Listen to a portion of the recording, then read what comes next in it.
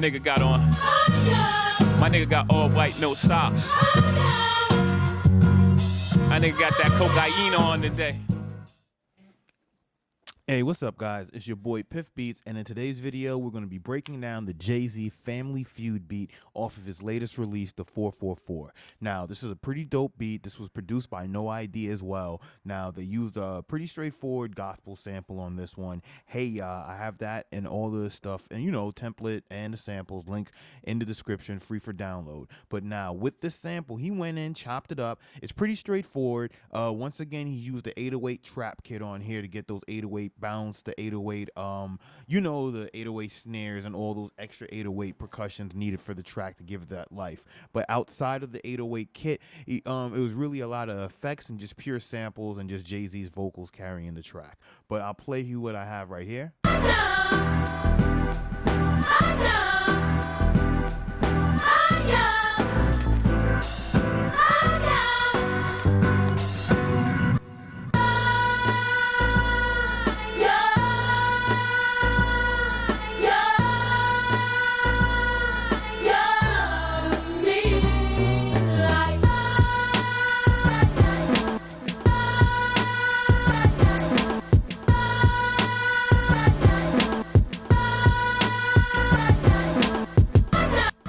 Alright guys, so I pretty much made the beat already, so I'm going to show you how I made the beat. Now, my deepest apologies, I didn't really go through and label this track the way I should, but I can tell you from the start that this first track right here, this is our sample. So when we come down here, this is our drum track, and it's not many instruments, let me be honest. So right here with the 808 track, basically the only instrumentation being used here for the 808 track is the 808 snare. Then I layered that 808 snare to give it that extra snappiness and crisp. Then I threw in an 808 hi-hat. Then you have the regular snare that I threw under the 808 snare to give it that extra beefiness, because you know you don't want 808 snare could be a little bit thin. So I added that to beef it up a little bit, and then I threw in a kick. So you throw that kick on the bass. I didn't throw the 808 on yet, but the 808 would follow that kick pattern to give it that extra boom. So that's basically how the track would go. So it's not really much. Just take the MIDI data, copy and paste, but you have the track right there. So let's go into the breakdown of how this track was created. So the original sample right here, like I said, is a Hey Ya. It's a gospel record. I take the assumption of it being a gospel record from the heavy praise and worship towards the midsection breakdown in the track. So we're just going to solo this, and the part we need comes on around like the 2-minute mark. So I would say like in this section maybe is where and the name, nope, I was wrong. It's over here.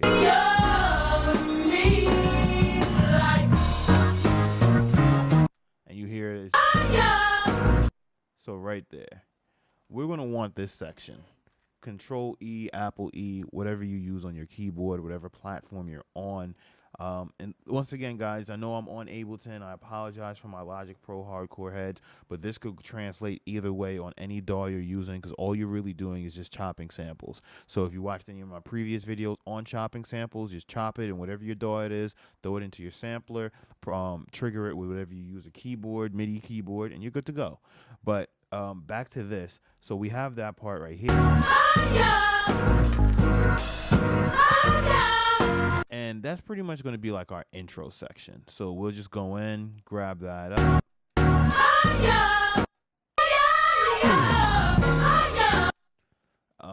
So we'll just go cut there.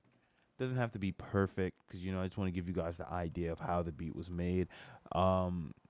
But then that's the intro section. And then what makes the sample creative is that we're going to need 3 different parts. So that part is what they use for the intro. Then they used another part for like the intro bridge before you get into the verse, like the verse bridge. And then the actual verse is 2 parts of the sample chopped in. So we're going to go break that down now.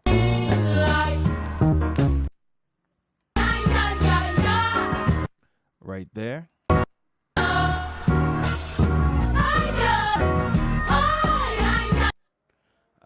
So I'll chop here and clean it up. But if you remember the track, it has that ya ya in the section of the verse. So the way they got that ya ya is because they chopped two parts of the song, spliced it together, and just being super creative. Big ups to No ID, man. Shout outs to the legends of this.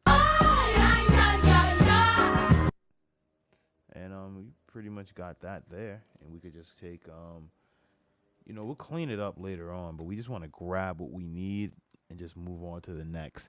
And then all we need from here is this part, I believe, and we should. Nope, I think.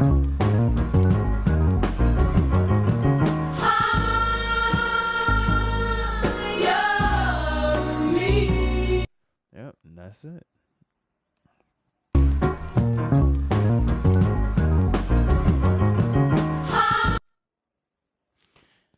The thing that I like about these beat breakdowns, because I'm gonna be honest, when I was growing up, I used to buy albums and just go buy the, just to read the record booklet. And what I find to be very fascinating as time goes by is a lot of these samples. I remember back then they were only like allowed to use certain amounts, like 2-3 seconds. So it was very difficult to figure out what they sampled and how they sampled. I'm talking about like mid to late 90s. It was a little bit different. But now they're damn near using the whole sample, what they use, how to sample it. And this one is pretty much straightforward as far as recreating it. So once we have that first part for the intro, we have this second part right here, the ya, ya, ya. And then we have all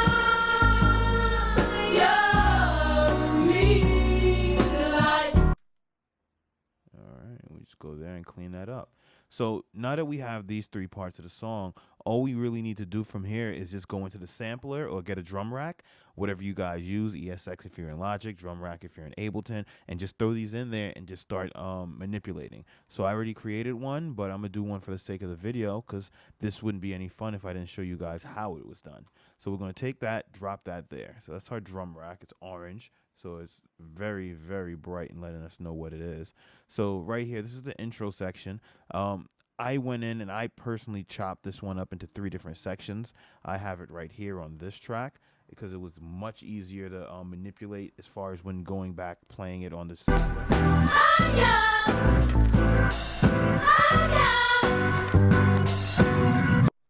So when you guys do go in to chop this up, or if you download the session, or however you choose to go about recreating or getting this beat across, I would recommend you chopping that up into 3 sections and then taking that those 3 sections and then putting that across your drum rack. So hold the drum rack back up, and you see, just take it, just throw it across there, and it just make it a lot easier as far as playing it back because a certain part of the song goes off beat, or maybe I wasn't able to catch that part, but that's neither here or there. So we already have that. Now, for the second part of the beat, you need this ya, ya, ya section. That's going to be for the verse. So for the ya, ya, we're going to take that. You can throw it up here, and that's pretty much cool. And then you're going to go into here for this part. Get back so we can listen to it. And we're going to chop this one as well, so we're going to get it it's going to be easier to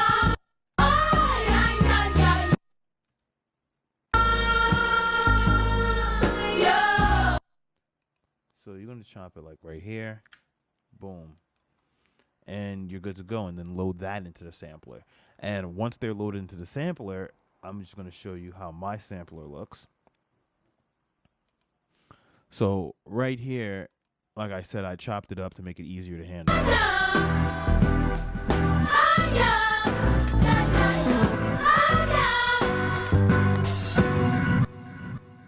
So that was the first part that I chopped up. I threw that in there. But this is the part that I actually went in to make it easier to handle. So it's here. I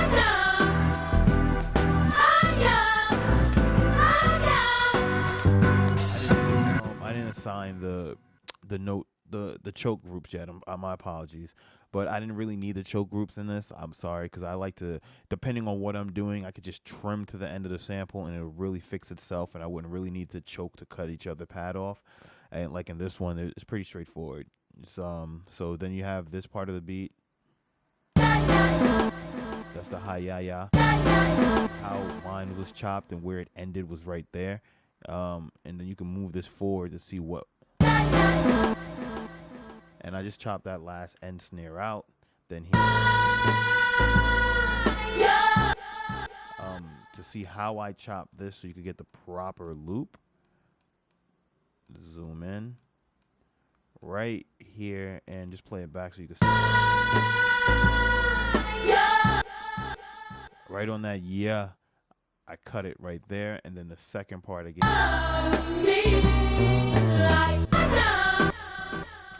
That's pretty much it. And then I went in and I transposed everything up by one beat to give it that extra pitchiness. But when you listen to the overall track, it doesn't have a chipmunk feel, but you know, you just want to give it that pitch because he does have the trap drums on it. So you do want it to have that little bit of bounce, that edge. So with that being said, I gave it that 1% beat. So I'll play it back, let you guys hear it.